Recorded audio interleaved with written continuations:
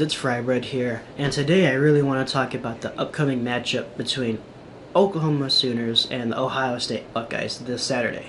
So to do so, I really want to start by comparing what each team did last week and seeing where their strengths and weaknesses are at this point. So let's get to it. Against UTEP, he completed 19 of 20 passes for 329 yards and 3 touchdowns. Now, this is pretty incredible because this was only in the first half of play. After halftime, he didn't play 1 second.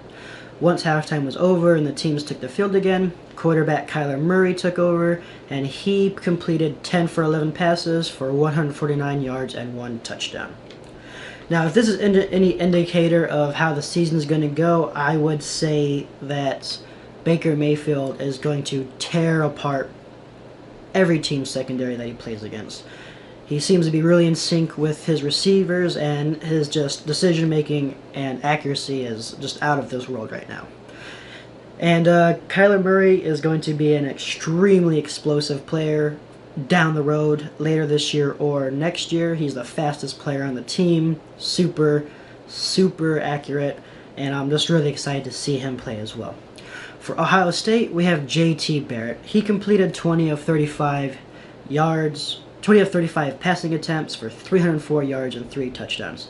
Now, they started off pretty slow against that Indiana defense, but right in the middle of the third, his superior athleticism and passing ability just really took over, and it was really on cruise control from there, and he just a really solid overall performance from J.T. Barrett. Now, Oklahoma had a big question as to who would replace Samaje Perine and Joe Mixon's rushing production from last year. If this game is any indicator, I would say that the rushing production is going to be a rushing group effort. They had 6 running backs in this game, and 4 of them scored touchdowns. One of them, Abdul Adams, had 53-yard rushing, Marcellus Sutton had 52 yards rushing, and Trey Sermon had 51 yards rushing as well.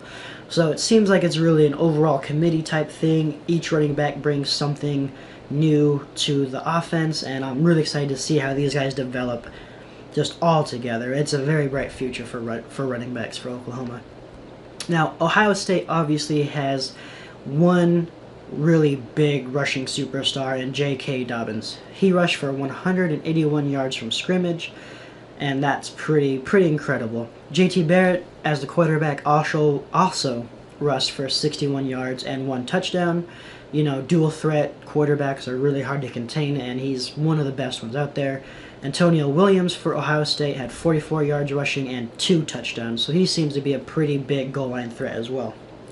Now, for receiving, Oklahoma really had to have receivers step up to replace the production from now NFL player Dede Westbrook.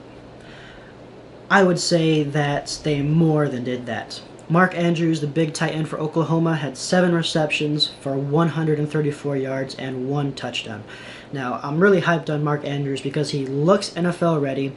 He's a huge matchup nightmare for any team they play against. He's big, he's strong, he's got surprising mobility, he can break tackles, he can juke some players, he's got really nice hands, like he catches pretty much anything you throw at him, and I'm just really hoping Baker Mayfield really targets him this year because he's going to do big things. Also, we had Jeff Badet had 91 yards receiving on 4 receptions. I mean, that's pretty good. He looks like a pretty solid deep threat receiver as well. Lee Morris, Grant Calcaterra, and CeeDee Lamb all had a touchdown each receiving as well. So we had 4 touchdowns receiving from 4 different receivers. I mean, Baker Mayfield is one of the best at just spreading the ball around and finding whoever's open, and I think that's going to be a real problem for Ohio State's secondary. Now, Ohio State's receiver, Paris Campbell, he had 136 yards receiving and 1 touchdown. Looked very solid. He's pretty physical, looks to be very fast as well. Could be a big matchup nightmare for Oklahoma. Johnny Dixon had 65 yards receiving and 1 touchdown, and Benjamin Victor had 1 touchdown as well. Hopefully, Oklahoma's secondary is much more improved from last year. I mean, Steven Parker looks to be like a leader out there, and I think he'll be a big part. But hopefully, they're much better, or else this game could be a long day for the Oklahoma Sooners secondary. Now, Oklahoma's defense looked extremely good against UTEP, but then again, it is UTEP. Oklahoma only allowed 94 yards passing and 73 yards rushing. Agbanya Okoronkwo had 1 sack in the very first game, so he had 1 sack. I'm expecting to see a lot more from him as well. He's a beast. He's just amazing. And then Steven Parker, he had a huge hit that got me really excited because he just blew up a player. And the play before that, he had a really nice tackle for a loss. And he looks to be becoming one of the leaders for that Oklahoma secondary, and they really need that. After Zach Sanchez left, we really kind of struggled because he shut down one whole half of the field for us. But a bad note is we did lose cornerback Jordan Parker for the season to a leg injury. I'm really hoping he heals up really fast and we get to see him on the field next year because he's going to do really big things as well, you can just tell. Now, Ohio State's defense allowed 420 yards passing. Quarterback for Indiana, Lagau, had 3 touchdowns, but he had also been intercepted twice and sacked 5 times. So it looks like Ohio State's defense can really get after the quarterback. So it'll be a fun matchup to see their defensive line against Oklahoma's offensive line, which is considered by more than just a few to be the best in the country. And Ohio State also only allowed 47 yards rushing, but I would say you could take like 30 yards away from that because they sacked Lagau for negative 30 yards. So they seem to be very, very good against the rush. Hopefully Oklahoma's new running backs can really, do some damage to that over time, wear them down, things like that. But overall, I think that this game is a huge playoff indicator. It's going to really tell us if JT Barrett is one of those front runners that, can really just take over a game. And it's going to tell us about Oklahoma, like all of the spots we've had to fill, all of the question marks and everything. Are we going to get embarrassed 2 times in a row to Ohio State? This time in Ohio State, where it's going to be a really hostile environment.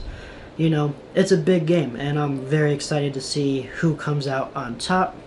I, of course, think Oklahoma is going to come out on top because I don't see Ohio State's secondary being able to do much against Oklahoma's passing ability and our really big tight end Mark Andrews. Yeah, I think that Baker Mayfield's just going to pick them apart, and I don't see Baker Mayfield being sacked because I don't see that defensive line of Ohio State being able to really hammer down on our really, really good offensive line. So my prediction for this game is I say Oklahoma is going to have 42 and Ohio State is going to score 27. I think it's going to be a pretty easy, well, I wouldn't say easy, but I think it's going to be pretty much in the bag for Oklahoma around the 3rd quarter. But yeah, that's it for this video, guys. If you like what you see, please like and subscribe. If you have any comments or if you think I'm an idiot for my predictions or who I think is going to win, I'd love to see it in the comments below. I'm hoping to drop another video either today or in the next couple days. I'm really trying to get a consistent videos for my channel. So yeah, that's all for this video.